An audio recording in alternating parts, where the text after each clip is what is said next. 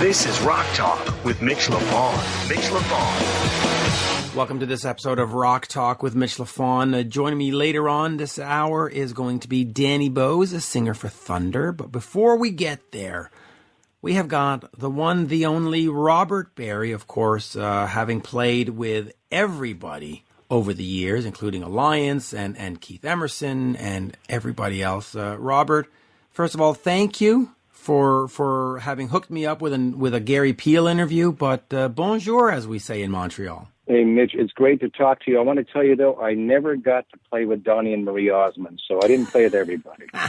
Well, so you know. I don't know. Perhaps. Maybe someday, but of course... Maybe. You never know. You never know.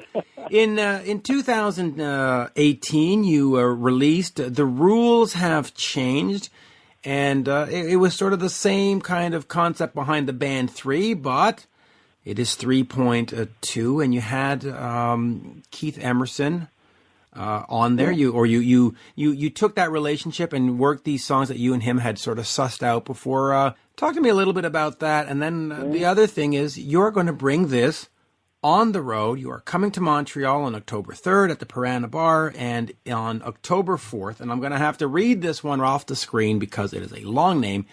La Source de la Martinière in Quebec City. And then, of course, you go on to New Hampshire and Pennsylvania, New York, et cetera, et cetera, et cetera.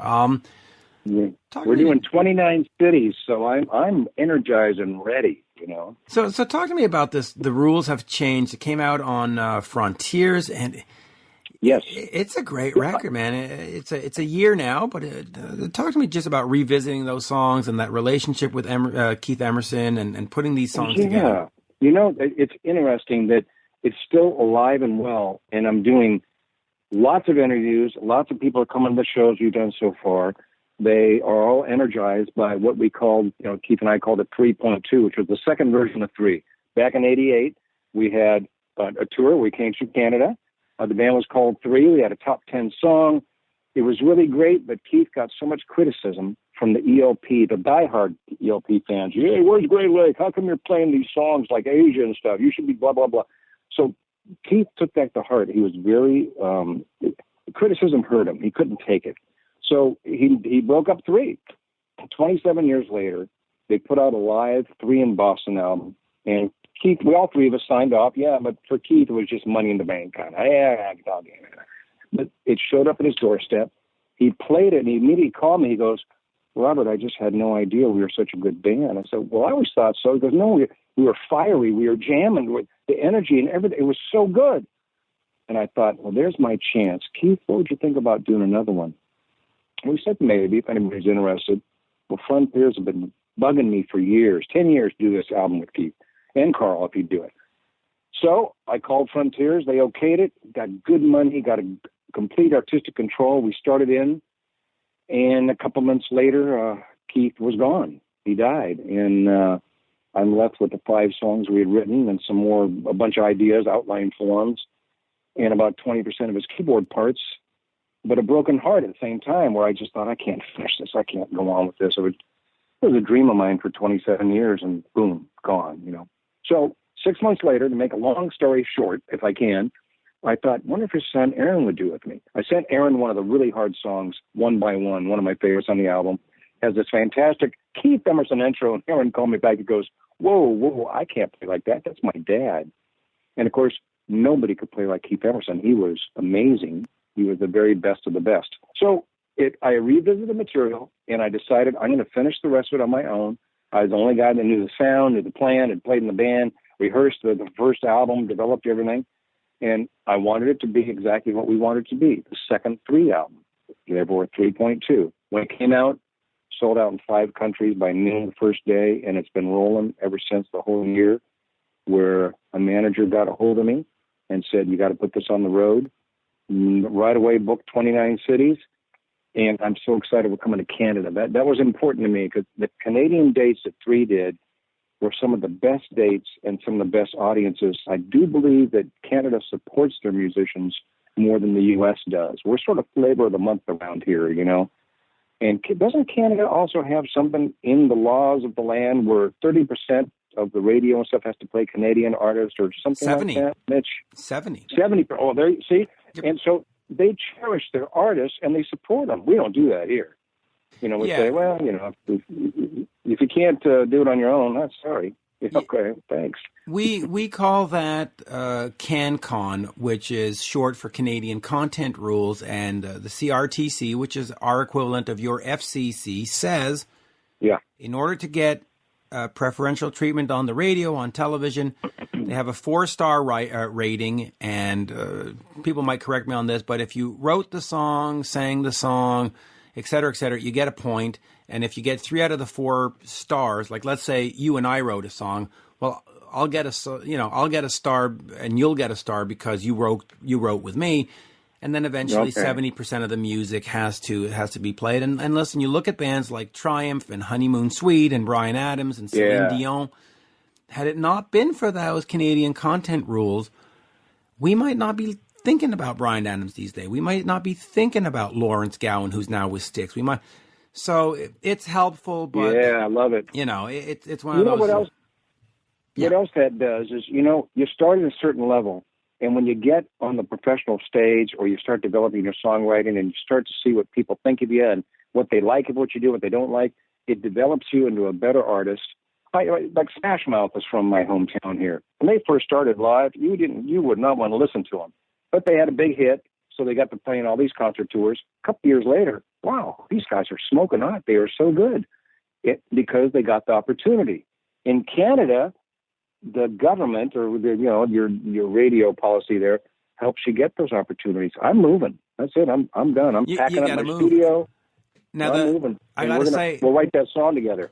Yeah, we will. And what I got to say, the greatest irony to all of that is that years ago, Bryan Adams wrote a song, I think it was All for Love, anyway, but it was like co-written by Rod Stewart, and he recorded it in London, and he ended up getting 1 star out of 4, and so that song was not considered Canadian content, and people just went, but he's Bryan Adams from Canada, and they went, and the CanCons went, no, it doesn't qualify.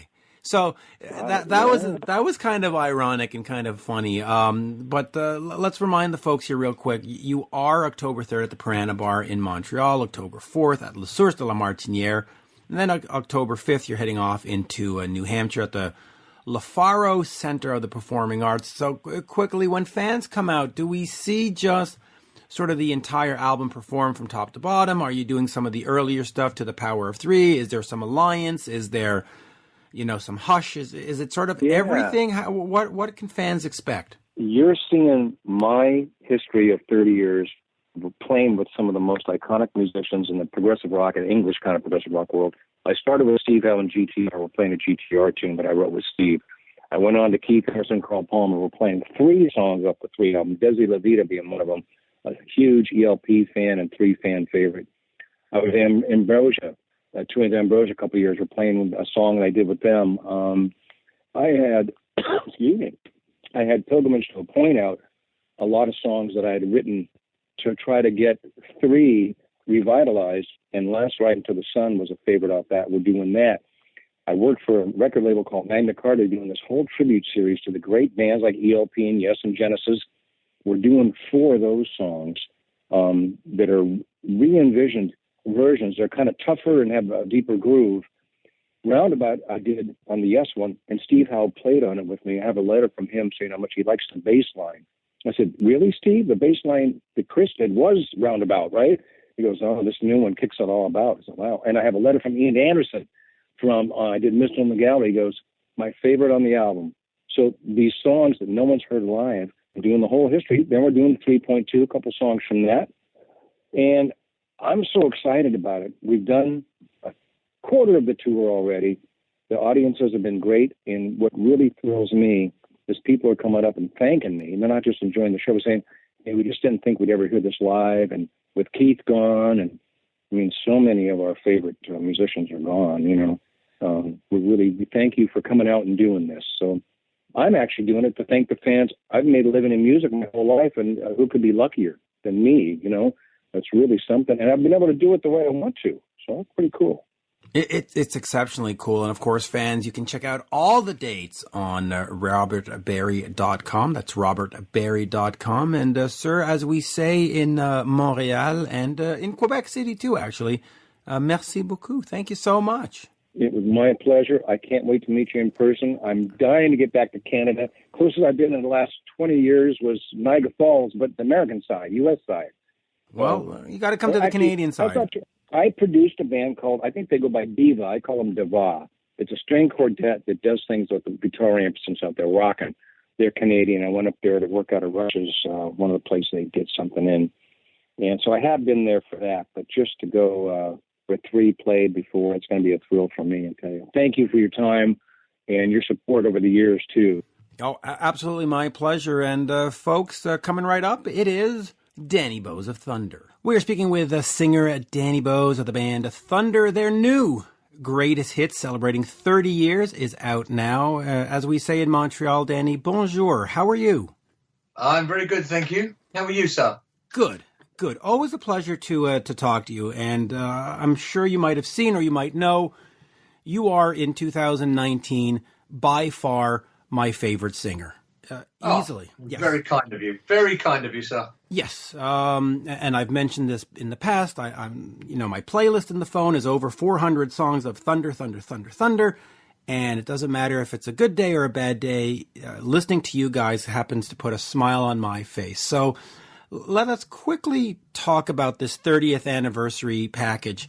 And I want to talk particularly about your voice, because when you go back and you hear the stuff from the early days, from Backstreet Symphony, from Laughing on Judgment Day, all the way up to Wonder Days and Rip It Up, you can sense that your voice has matured. Is that something that you sense also? That have you noticed that your singing or that your technique has changed? Was it conscious? Was it just time and experience? Talk to me a little bit about the voice and that new sort of mature sound that you have. I'll be honest with you, I don't really think I've paid too much attention to it over the years. I think it has a tendency to kind of work itself out. I'm very fortunate that I don't really have to try very hard. I just kind of open up my neck and it comes out. But certainly as the years have gone by, I've been aware of some physical changes to my voice. Certainly in the lower register, it seems to have become slightly richer. And in the higher register, I'm probably missing a note at the top. So there are some songs, especially on the first and the second albums, which I would have to adapt if I was going to try and sing those songs. But apart from that, it still feels like it works pretty well. And I don't really put too much effort into it, and I certainly don't worry about it very much. Well, there's nothing to worry about. It sounds perfect to me, but sort of where did you get your voice from, in the sense that, was it, you had your grandmother saying, hey, go sing for the neighbors? Where was that moment where you sort of said, okay, I'm not the drummer, I'm the singer? Where did you first have that moment, that epiphany? You went, hey, I sound pretty good. Yeah, it's a weird one. I got into music quite late. My parents didn't have any money. We didn't even have a radio. And it was only really when I got into high school that I became aware of music, because the other guys in school were discussing albums and swapping albums and, recording each other's albums and just kind of making a big deal about certain bands and artists. And I felt like I was missing out. And so eventually I kind of got into music, and which is a fairly long story, but so I won't bore you with that one. But once I got into it, I became very, very, very smitten. I was very taken by music. It became very important to me very quickly. And it was only really when I was in school one afternoon. This is an absolutely solid, true story. I went to Luke's house one day. He lived very close to our school. And I went to his house, and because I didn't smoke, I was put into his bedroom while the others all sat in the living room and they smoked themselves to death. And in the bedroom was a drum kit. It was only a cheap drum kit, but it was the most miraculous thing I'd ever seen. It was almost like there were sparks coming out of it. All the chrome, it was a very sparkly red drum kit, and it just kind of blew my mind. I spent the rest of the afternoon completely transfixed. I mean, the whole of the afternoon of school just bounced off me, and I really didn't have anything else in my mind except this drum kit. I was completely blown away by it, and I felt like I needed to be near one. I knew I couldn't play one. I didn't have any money. I was poor as a church mouse. But so in the end, I reasoned that because I couldn't play an instrument, I didn't have any money to buy one, and I had no time to learn, I decided I had to be a singer. So that was the only way I reasoned that I could be near it.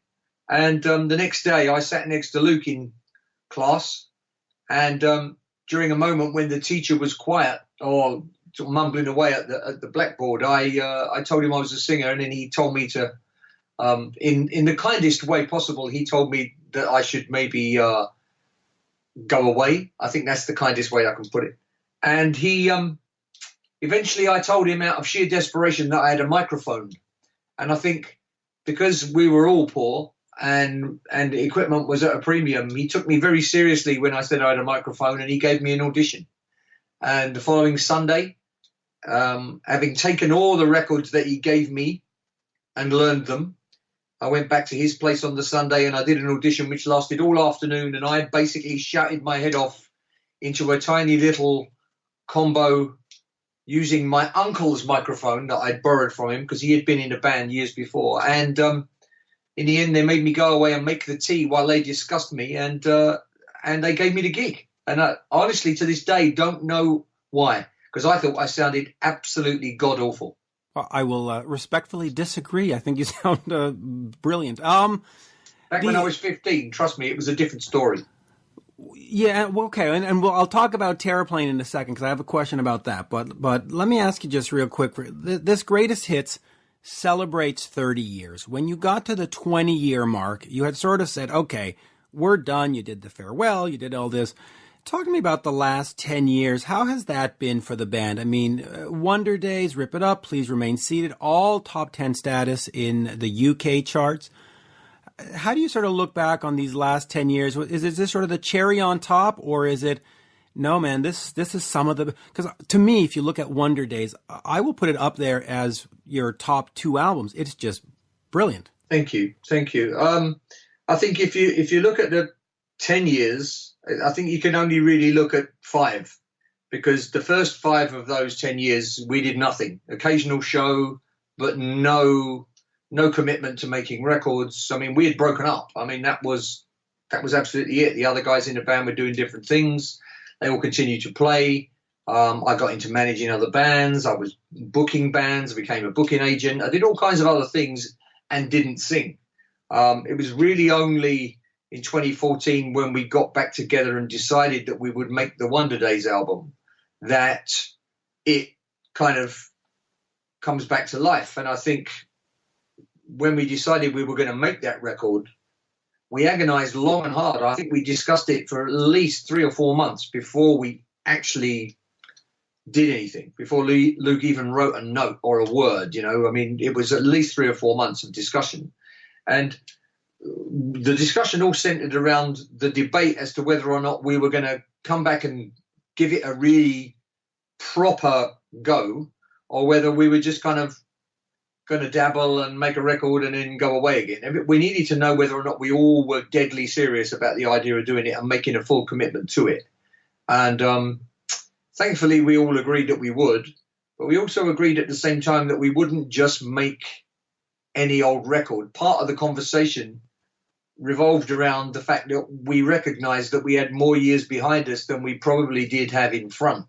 So the argument was, if we're going to make a record, we need to make sure it's the best record we can make, because it might be the last one. You know, we're all completely reliant on each other, but none of us are getting any younger. So, you know, if something bad happened to any one of us, you know, that may or may not end us, you know, as a band. So I think that was the sort of the crux of it. And I think we're very mindful of that ever since. So, you know, the Rip It Up album, once again, you know, we raised the bar. Please Remain Seated. That was a different kind of bar, but raised in a different kind of way, you know. And I think that we've just made it very hard for ourselves deliberately to make sure that if we push it really hard and we keep raising the bar, then hopefully the records will just get better as a result. And we're incredibly proud of the last 5 years. It's been an amazing experience to be releasing these records and to have this kind of outpouring of love from fans around the world. It's been quite incredible. I can imagine. All right, so since you mentioned Please Remain Seated, first of all, I will be a fanboy and say that the version of Loser on that is absolutely brilliant. Thank you. But let me talk to you about that album and put it in the context of the last 30 years and the greatest hits and how the music industry has changed. After Backstreet Symphony and Laughing on Judgment Day, had you come to the record company and said, we're going to do this album where it's going to be completely offbeat and we're going to have, low life and high places with this incredible sort of Monty Python-esque chorus, and they would have laughed you out of the room and they would have said, get the out of here. Now you have this freedom to make albums like that. Talk to me a little bit about how the music industry has changed and how you're coping with it in the sense that, yes, we don't sell as many records, and yes, but on the other hand, you have this incredible ability to be as creative as you want and essentially make an album like Please Remain Seated, which I would argue no record company back then would have allowed you to put out. No, I think you're probably right. I think back in the early 90s, record companies had an expectation to sell a lot of copies, and you could. The music business was very different then. The internet hadn't happened, and it wasn't as much competition for people's money like there is now. But then if you fast forward to see 25, 30 years to where we are now. Yes, we do sell less records, but yes, also we've kind of earned our stripes really, because we've been around long enough. We know what to do to please ourselves, and we are pretty confident that if we please ourselves, that we'll be going a fair way to pleasing the majority of our audience. So I think something like Please Remain Seated I don't think it's particularly brave. I think a lot of people have done it over the years. We just felt like it was the right time for us to do it. Certainly, I mean, even if the record company had countenanced the idea of making Please Remain Seated, 25, 30 years ago, I don't think we were good enough. We were, as a bunch of individuals, as good as we could be then. But, you can't fail to make as many records as we've made and not get better, especially if you test yourself and you think about it. You want to make the best record you can. If you're consciously doing that, and you raise the bar each time, which we've done over the last 3 albums, very consciously, I think you're going to end up with better records as a result, and you're going to be better players and better singers as a result. And like I said, 30 years ago, I don't think we were capable of making a Please Remain Seated type album. Possibly. So let me ask you about there. You said the individuals you've gotten better and so on and so forth. Let me go back to Terraplane for a second. You're there, Luke's there, Harry's there. The only thing that's missing is Ben and I guess at the time Snake. Yeah. What was the big difference between Terraplane and Thunder? Because in a sense, you're 3/5 of the band. You're 3/5 of Thunder. Was it just right time, right place, where 2 years later made a big difference? Did Harry and Snake come in and their songwriting just motivated you? Was it the name just wasn't right? Why do you think one didn't fly and the other one gave you arguably the best debut record of the late 80s, early 90s?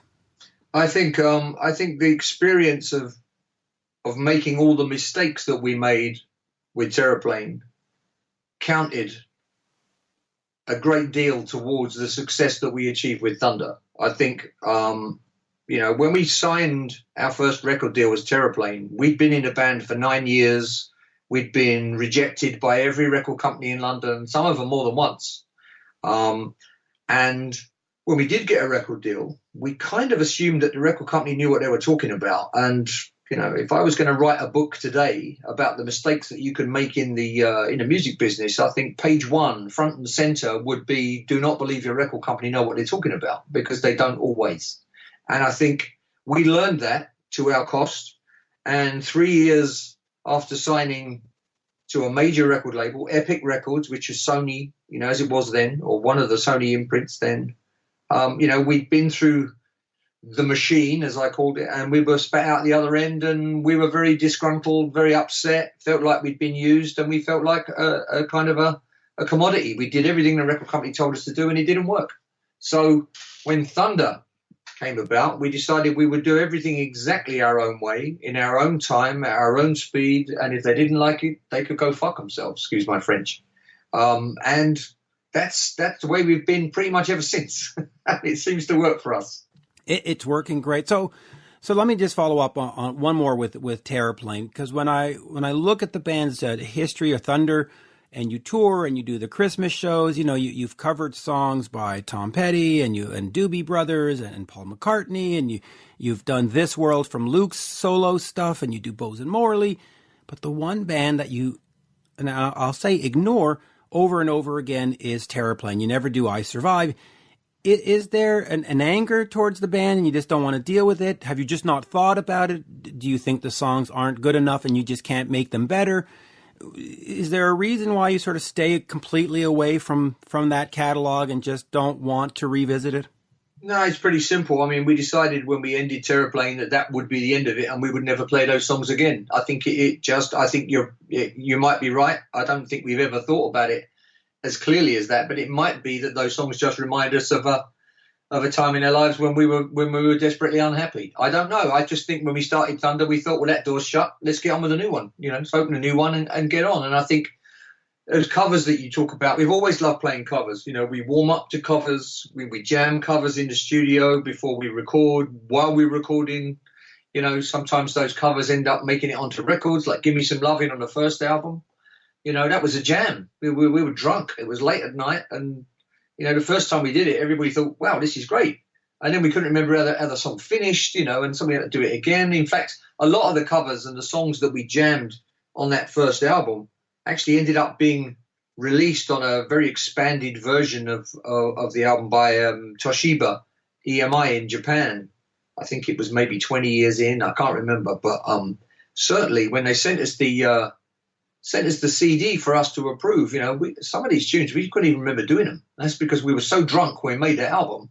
It was just the way it was. But I just think the Terraplane thing it's interesting because a lot of people are talking to me about Terraplane lately. I've been getting a lot of questions about Terraplane, but honestly, for me, that doors, I couldn't even remember how the songs go, to be honest.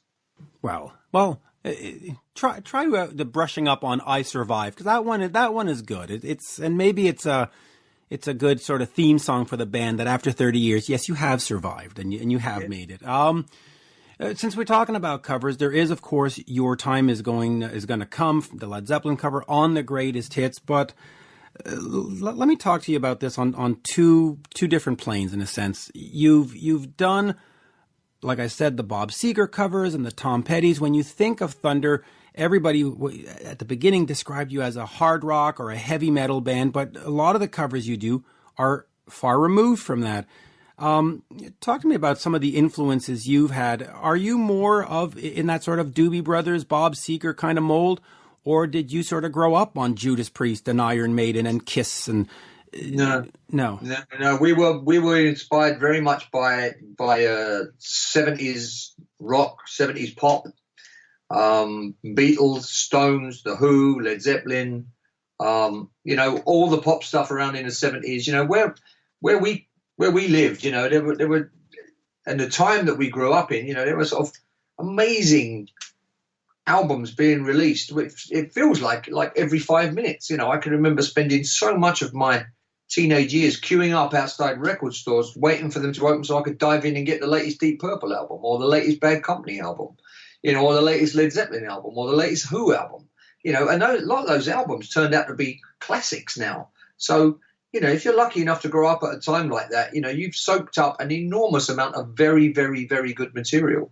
Bands like Iron Maiden and Judas Priest and bands like that, they became successful a long way after that period when, what I would call our formative years, where we soaked up all our influences. A lot of the covers that we do are songs that we just like listening to. I'll be honest with you. We don't think about it very deeply. We just kind of, this will be good. Let's jam it, try it out. If it feels good, we'll do it. And yeah, certainly rock music is. I mean, we like making rock music, and we like making a good noise and shouting our head off. And you won't find a band that like rocking out more than us, but we've never really seen ourselves as a kind of a heavy metal band at all. Right. Too much soul in our locker for that. We're also into Motown and Atlantic Stax, soul, Stevie Wonder. We listen to all that stuff as well on the bus. Yeah. And well, okay, so let me just finish on the cover things. The one thing that you've never done is a proper covers album. Is that something that at some point you see yourself doing, or is that no? We'll do a couple of songs at the Christmas show. Leave us alone. We're not doing. How do you sort of see that working out? To be honest with you, I think a covers album would be almost like a kind of such an easy win. It was not worth doing. It's there's no challenge in doing a covers album for us. So we play covers for fun. We play covers at Christmas, which is our last show of the year. It's the last thing we do. We play that. It's for us. It's just like a giant party, and other people get to come. So by the time we finish that, the next stop is the hotel bar where we get royally drunk, because it's the last thing we do. It's like our Christmas party, So once that's done, we don't do anything else. But I mean, the idea of a covers album, I just think it just makes no sense. There's no real challenge in making a covers album for us. I mean, we've done loads. I think we did it. Probably some people might sneer. I don't know. It doesn't really fill me with warmth. I think the idea of doing something that's challenging, that you can be proud of afterwards, that's the thing. That's what we're interested in doing. Just making each album another line in the sand.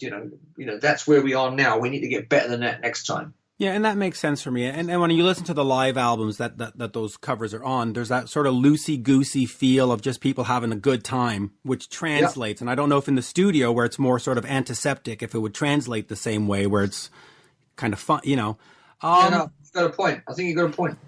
Rip It Up came out in 2017. It included Heather Findlay on backing vocals. You did a song with her recently on her Wild White Horses album, which I have right in front of me, Just a Woman. Talk to me a little bit about that collaboration, working with Heather, and then where are we in terms of the next new Thunder album? Because we're going on to 3 years now. Yeah, well, we've known Heather for a long time, since I think Ben hooked up with a band that she used to sing in called Mostly Autumn. They're a kind of a prog band, and I think Ben did a South American tour with them once, playing keyboards. Long time ago, and he became very good friends with Heather and the rest of the guys in the band, and then you just hook up. We go to see them, they come to see us play. We're just friends. So when Heather wanted to make her first proper solo album, she spoke to Luke about producing it and co-writing it, and they got into the studio. They did it at Rockfield, where we make our albums and have made the last 3 albums, and then Luke called me one day and said, I've got this song here. Would you like to do a duet with Heather? So I said, send me the song. If I like it, I'll do it. I'm pretty choosy about stuff I do outside of the band, because a lot of the time the stuff I'm offered, I just don't like very much. And I'd rather do a good job of something I like than do a bad job of something I don't like. So, and that's kind of how I feel. I'm very kind of cut and dried about it. So, but I like the song.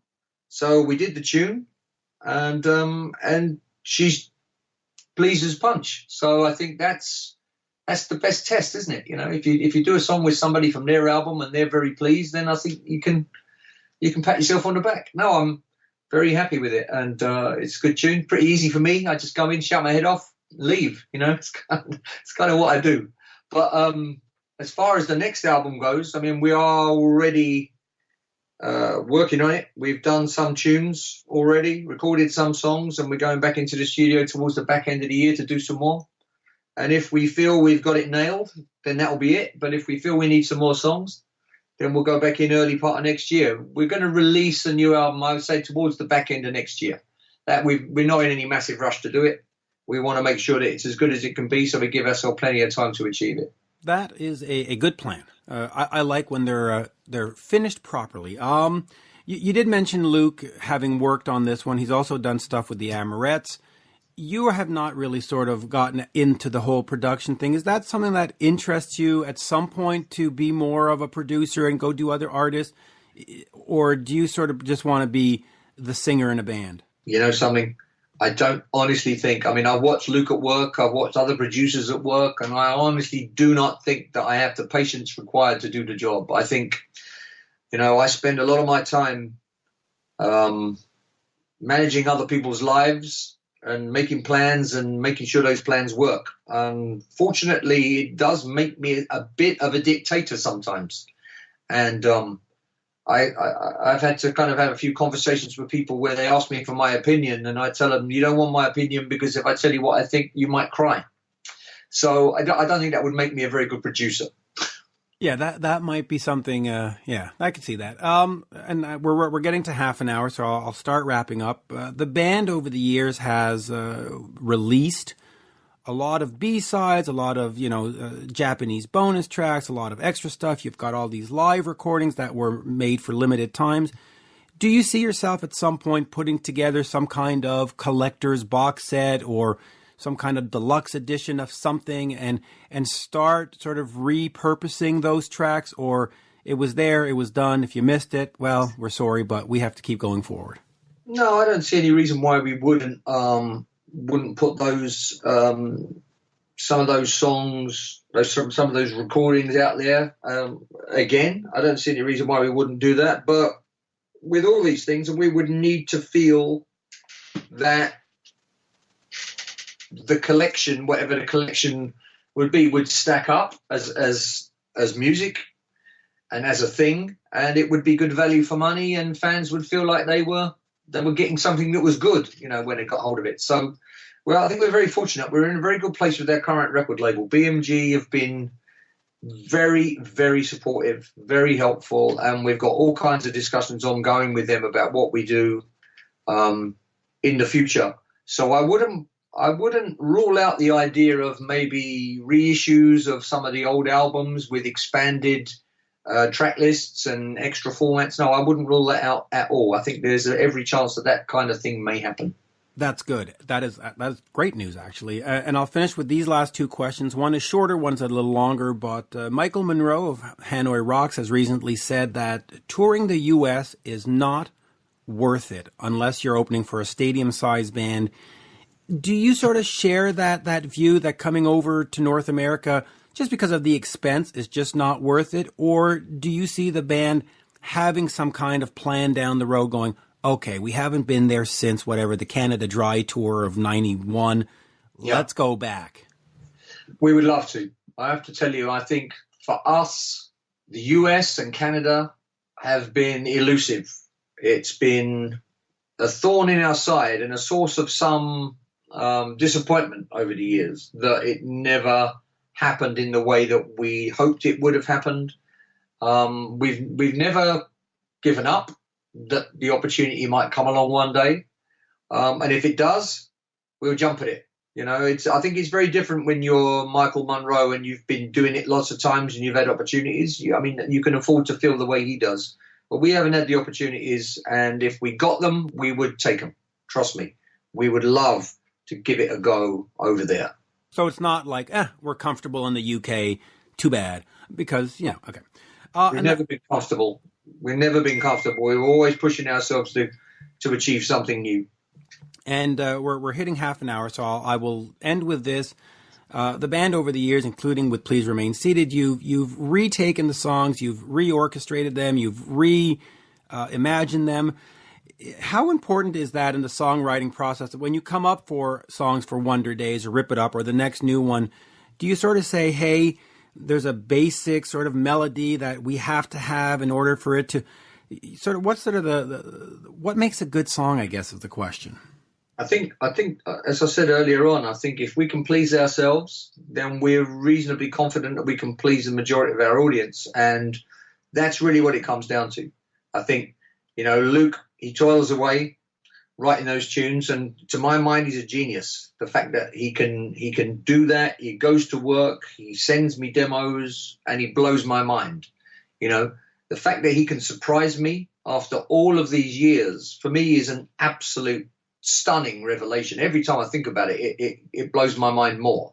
He's a very clever guy, you know, and he's a real musicologist. He writes songs that he knows the band can do well, and at the same time, he can write a song that will surprise us and excite us into playing it the best way we can and singing it the best way we can. So, to my mind, you know, he's the key, and all I ever do is try to give him the space to, you know, to work his magic, and he's very, very good at it. And I think if he can surprise us and we can get all excited about it, then hopefully we can make a good record out of it, and that will do the same thing for the audience. I mean, if he writes something that we think we've all heard before, we're very quick to tell him. You know, and those songs invariably don't make it past the drawing board. Yeah, well, he's doing well. Could you look at a song like "Loser" on the album, and then the acoustic sort of B side, and then the "Please Remain Seated"? 3 completely different versions, but they all work. And anyway, yeah. Well, I think for me that's the sign of a very good song. The fact that you can rework a song and it still kind of almost like comes alive in a different way. I mean, those "Please Remain Seated" versions, that's probably about the most collaborative this band has ever got, because so many of the ideas came from various members of the band. You know, hey, why don't we try it like this? Why don't we try this like a shuffle? You know, why don't we just take this to pieces and turn it into a waltz and like a blues? You know, and some of those ideas, we worked through them and they just made no sense. And others, you just straight away, you thought, hey, this is great. We've got something here. And that was part of the reason why that "Please Remain Seated" album for us was such an enjoyable process. It was very hard and very challenging, but the end result was great. And when we toured it earlier on this year, we were so surprised that it went as well as it did. We wondered whether our audience would be prepared to sit down for the best part of 2 hours, because we've never asked them to do that before. But they did, and they loved it. And some of them told us afterwards that they thought it was the best show they'd ever seen by us, which is, you know, really gratifying, really, when you consider we spent the best part of 30 years making everybody jump up and down. And on that, I will say merci beaucoup. I could go on for another half hour, but I know your time is limited. So merci, monsieur. Thank you so much. Always a pleasure. And keep doing what you're doing. It brings me and many others great joy. Thanks very much, Mitch. Nice to talk to you. You too. Cheers now. Bye-bye. Okay. You're listening to Rock Talk with Mitch LaFon. Rock Talk.